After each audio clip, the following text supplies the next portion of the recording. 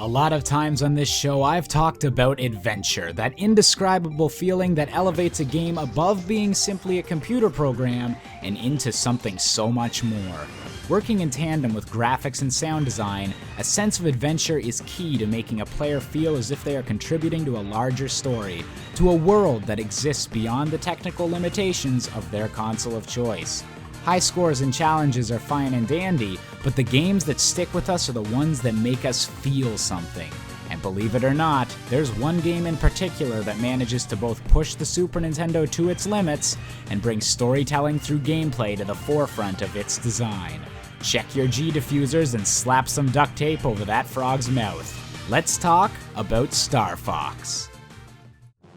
Released in 1993, Star Fox was the first game to use the Super FX chip, which allowed the Super Nintendo to utilize 3D graphics and simple polygons. At the time, the results were mind-blowing to see on Nintendo's console. At first glance, however, the game doesn't seem that complicated. Just an on-rails shooter, an expansion of the shoot-'em-up genre. But hey, where's my high score counter? Why isn't my screen filled with bullets? And are these animal pilots? The assumption would be that Star Fox was dumbed down to be enjoyed by kids. However, Nintendo's reasoning was much more, dare I say it, clever than that. A shoot-'em-up working in proper 3D instead of 2D on a scrolling background would have to make changes to avoid being unplayable. With a whole new axis to move around on, filling the screen with bullets would just be confusing. Thus, Nintendo chose to have the main focus be on the environment and the enemies themselves rather than constant firepower. Enemies had unique and quirky movement patterns, coming across as more than mindless spaceships, and their projectiles were large and easy to identify. This renewed design led to the game's movement and control being improved, allowing you to speed up, slow down, and twist and turn your way through the lively and creative planets that Nintendo had come up with. Instead of simple health pickups, you had flying rings to weave through and feel like a badass. Instead of a machine gun firing mothership, you had bosses that would slowly lose parts of themselves as you destroyed them, and then have to avoid their own debris. The game truly gave you a sense of wonder, allowing you to see all around your ship and fly to your heart's content. But what about when you enter deep space? In stages such as the asteroid field, the designers realized that without as many sights to see, the impact of viewing all around you would be diminished. Instead, they switched the focus of these levels completely. Suddenly, your view is from within the cockpit of your ship, only a targeting reticle in front of you to take down the enemy forces. You can still control and move as before, but now the player is compelled to feel claustrophobic, surrounded everywhere by enemies, and just trying to push your way through. It's a fantastic change of pace from the planetary missions, and is made even more compelling when the two styles are mixed in one of my favorite video game levels of all time, the Armada.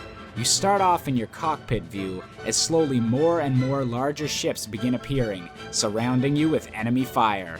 It's a tense moment and becomes even more nerve-wracking as you realize a particular battleship in front of you isn't going to move. Just before you'd crash, however, the doors open and you're pushed out into the full camera view, going full speed ahead through the ship itself in a twisted version of the Death Star trench run. A moment later, you blow up the core of the ship, and away you go on the rest of the mission. It's absolutely incredible. And that's what makes Star Fox so compelling. All this talk of changing camera angles and manipulating how the player feels wouldn't amount to as much if it wasn't supported by such a fantastic emphasis on the world of the game. Every stage has its own mini-story, whether you're holding off the Cornerian invasion or destroying Andross's mining operations, as if each stage was an episode of a Star Fox Saturday morning cartoon. Your teammates, as much as the internet likes to make fun of them, are always making you feel like part of an actual squadron, by helping each other out, making sarcastic comments if you steal their kills, and occasionally just getting mad at you for shooting them. But the fact that you can even do that adds so much to the game. If nothing else, the long road to Venom certainly isn't lonely. Star Fox easily could have been just a pretty tech demo, something flashy to show that the Super Nintendo still had some juice left in it. Instead, Star Fox manages to be an all-time classic that, while occasionally overshadowed by its also excellent sequel on the Nintendo 64, still deserves to be recognized for its excellent design. and for making every mission feel like its own adventure, whether it be zooming through space or exploring alien worlds, I'd have to say that Star Fox is really freaking clever.